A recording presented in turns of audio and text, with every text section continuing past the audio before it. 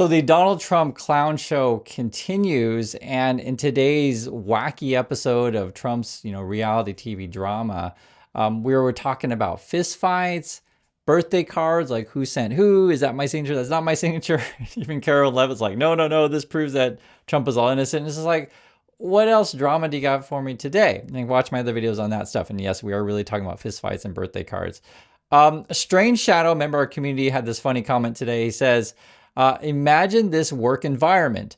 It's like American Gladiators, the stupid edition. Although I wouldn't mind seeing them beat each other up on the White House lawn. And trust me, I am right there with you. I mean, it's just, yes. And guys, I actually really liked the American Gladiator TV show when it was on the air, and maybe it may still on the air, I don't know. But I used to think I watched it when I was in middle school. So it kind of shows you where we're at. Now, even though I like something when I was in middle school, doesn't necessarily mean I want, said things to be happening in the White House. And yes, we are actually talking about fistfights. This is actually the headline today, though, because I do want to talk about the money. Potential Trump tariff refund bill could top $1 trillion as Supreme Court fight looms. This is actually a real discussion. If you guys know, Trump is doing his global tariff war against, everyone on the planet, basically. And he's saying, hey guys, this is the most awesome thing, most awesome TV show you should ever watch. Trump then, brags about his photo ops with Putin. No, seriously, he's actually doing that. And I remember when I first saw that, I'm just like, what? And then you got Besant, who's basically a serial liar, and apparently he's got a real dark side. That's what that last story I talked about with the fistfight thing, and you can find my video on that. But he goes out every day and is like, basically lies all the time for Trump. As it turns out, though, there's only so long that you can lie, and in some situations you got to pay up. I mean, it's kind of like, think of it this way. It's kind of like, say you lose to the bookie, like you make bets or whatever, you lose to the bookie, and the bookie knocks on on your door every day, and you just like pretend you're not home. But like suddenly there gets to be a point, because like at these bookies, the interest gets really high. Like they're going to get pretty angry, and they may start just basically beat down your door, and you're in trouble. That's how I feel Besant is like thinking about the Supreme Court here, because recently the appeals court said, your tariffs are illegal. And then Besant was on TV saying, well, if the Supreme Court goes against us, yeah, we have to do a refund because it's a court order. And I was actually really surprised when he said that, because, we're talking, it could be like, I don't know, 750 billion. It could be $1 trillion in refunds they'd have to give. Like, it's really adding up, because this could go on and on and on. And the Supreme Court might not necessarily judge till next year, perhaps, right? We'll see. They're going to try to expedite it. To give you guys an idea of how big $1 trillion is, I know it gets to be such massive money, it's hard to, think about it. Think of it this way. If you spent $1 million a day, okay, and you did it every day, it would take like 2,738 years to actually spend all of that money.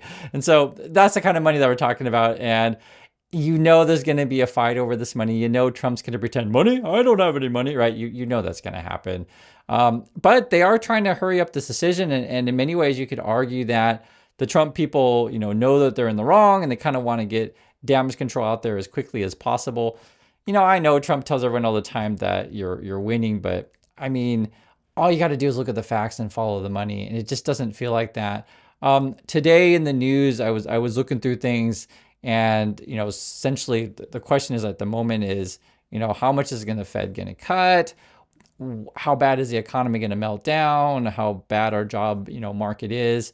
What you see in official numbers, may be similar to what you experience on the ground. It's always depends, because national numbers in your, particular circumstances may be a little bit different. But for, unemployment, I think the last read was 4.3%. That's the highest in about 4 years. And honestly, guys, I think it's probably going to get worse, to just be frank. You also have Wall Street banks. Before, they're like, okay, maybe there's going to be no cuts, this year.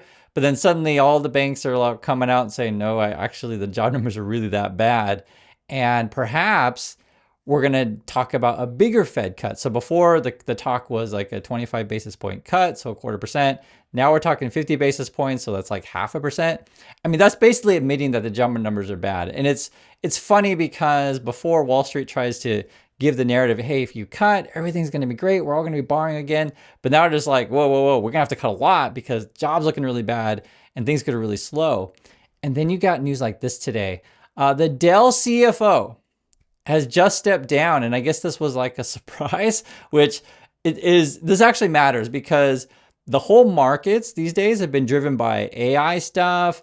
It's like this massive bubble, data centers, these kind of things. I talked about it before last week when the earnings were coming out. We were talking about, hey guys, it looks like the data center thing, the AI thing is about to pop. And then now you have the CFO of Dell, who's heavily involved with the data center stuff, that they're leaving. And then also too, recently, Elon Musk, XAI, their CFO left, if you guys remember this. And that's the whole, AI crap that Elon Musk is trying to do. This also came out today.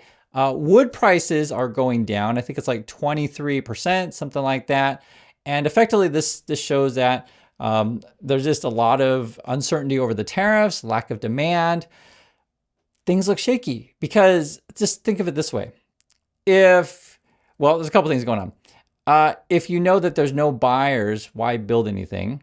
Also, if you're not sure if the tariffs are going to, stay or go, just wait it out. Wait it out to see what happens, because I don't want to pay a bunch of tax that I may or may not ever get a refund on.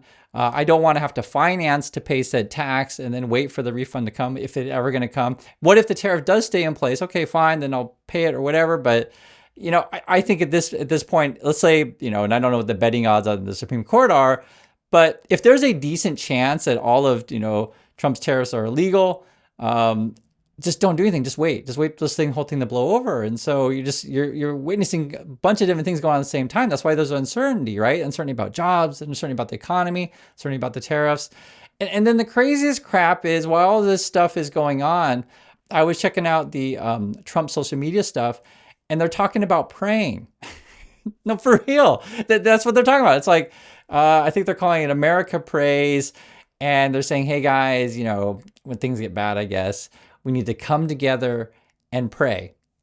That's their plan. That's their plan is to pray. And so they've been going on and on about that. And this is, behind the scenes. You got the birthday card stuff. You got the fist fights.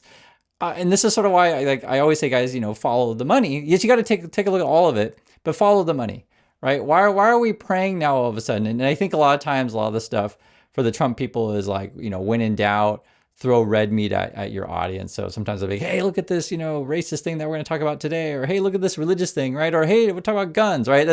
It really what it ends up being. It's a total clown show.